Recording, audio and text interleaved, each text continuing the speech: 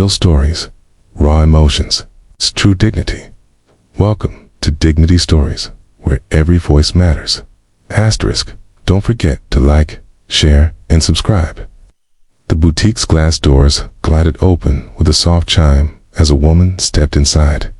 She was plainly dressed simple flats, a faded cardigan, and hair tied back in a low bun. Her clothes were clean but unremarkable, the kind of outfit that didn't turn heads in a place like this. Asterisk, inside. The boutique gleamed with polished floors and rows of designer dresses under soft lighting. The scent of expensive perfume lingered in the air. Two sales associates stood behind the counter, mid-conversation, their laughter fading as they caught sight of the woman. Asterisk, she approached a display of handbags near the entrance, lightly brushing her fingers across the leather of a deep burgundy clutch. Her eyes lit up with quiet admiration.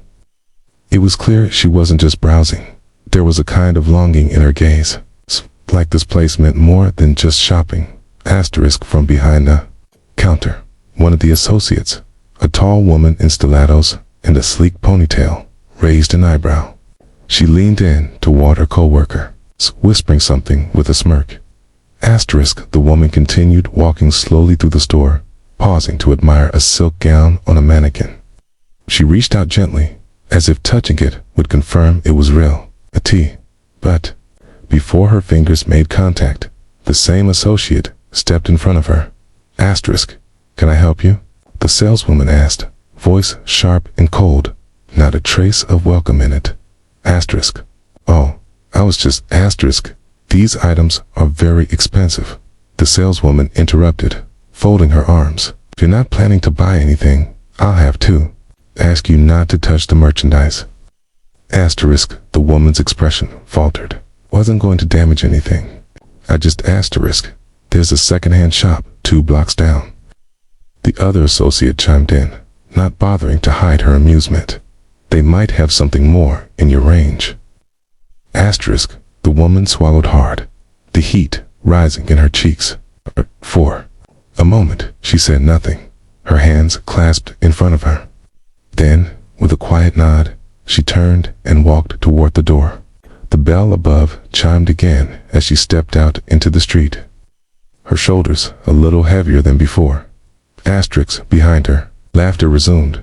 The boutique had settled back into its usual rhythm, no music playing, the faint tapping of heels on tile, and the occasional hum of conversation between customers and staff.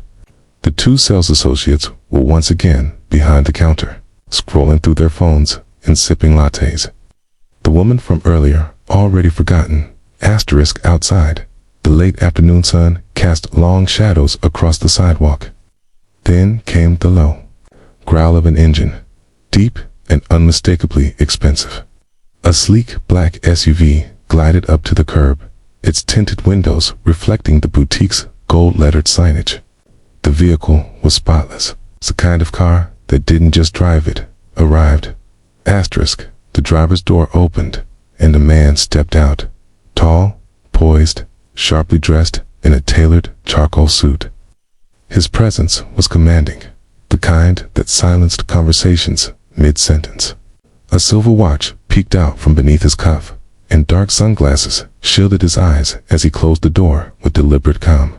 Asterisk, he moved with purpose, ignoring the looks from pedestrians as he approached the boutique entrance. The glass doors swung open with the same soft chime, but this time the atmosphere shifted instantly. Heads turned. The two sales associates stood up straighter, their expressions alert and polite. Asterisk, good afternoon, sir, one of them said with a practiced smile. Can we help you find anything? Asterisk, he didn't answer. Instead, he looked around the boutique, slowly, his jaw tight.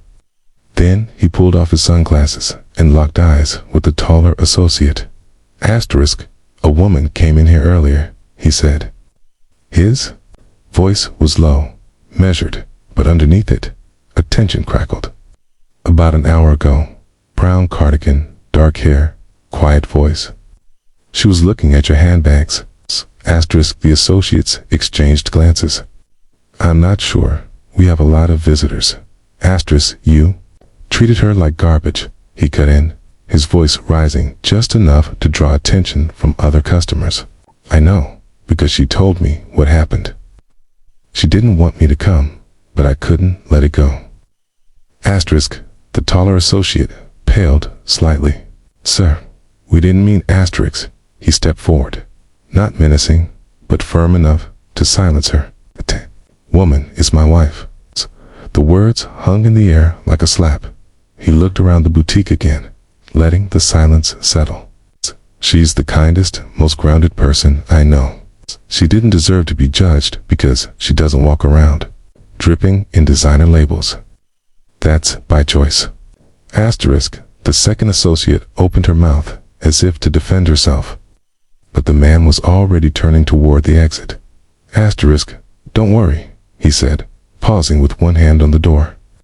We won't be buying anything from you. Not today. Not ever. A case to risk. And with that, he stepped outside, the door swinging shut behind him. The black SUV waited, engine still purring softly. He opened the passenger door, and there she was, sitting quietly, her eyes on the boutique windows. Asterisk. He reached for her hand, without saying a word. And she smiled faintly, squeezing his fingers. Okay? Then the SUV pulled away from the curb, leaving behind only silence and two very shaken saleswomen. Asterisk. Inside the boutique. The silence lingered long after the SUV disappeared down the street. The two associates stood behind the counter, their faces flushed and frozen in uneasy expressions. Other customers, now aware that something had happened, whispered quietly among themselves, casting curious and judgmental glances toward the staff. Asterisk. The taller associate smoothed her blouse with nervous hands, trying to regain her composure. He didn't even give us a chance to explain, she mumbled. Okay. Though her voice was more defensive than remorseful. Asterisk. Her colleague didn't respond. She was staring at the floor, her earlier smirk now replaced with a flicker of doubt. Asterisk. The door chimed again. Asterisk. They both flinched slightly, half expecting the man to return, but it wasn't him.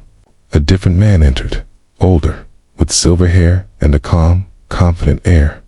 He wore a navy suit, no tie, and held a slim leather folder under one arm. He paused near the entrance and gave the boutique a slow once-over. Asterisk. The taller associate stepped forward, trying to regain control of the situation. Welcome in, sir. Are you looking for something special today? Asterisk. He gave a small, tight-lipped smile. Actually, I'm not here to shop. Asterisk. He reached into the folder and pulled out a crisp document, placing it gently on the glass counter. Asterisk. I represent Mr. Callahan, he said. You may remember him. He was here a few minutes ago. Tall, dark hair, expensive car. Spoke about his wife. The associates glanced at each other, expressions now shifting from embarrassment to concern. The man continued. He owns the property this boutique is leasing along with the block it's on. He inherited it from his father, though. He rarely gets involved in tenant matters. Until today. Asterisk. He tapped the paper once with a well-manicured finger.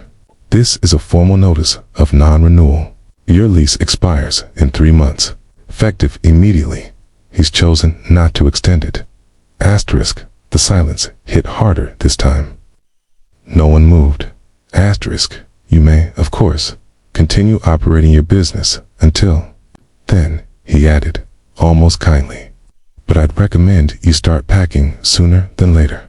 Mr. Callahan is considering donating the space to a women's shelter or a startup incubator, something that reflects his wife's values. Asterisk. With a polite nod, he slid the folder shut, turned on his heel, and walked out the door. Asterisk. For a moment, the boutique stood still. The lighting felt harsher now, the perfume more artificial.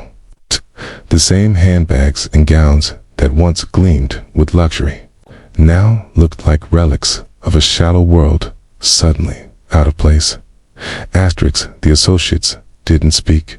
What could they say? Asterisk, outside. Life went on, cars passing, people walking.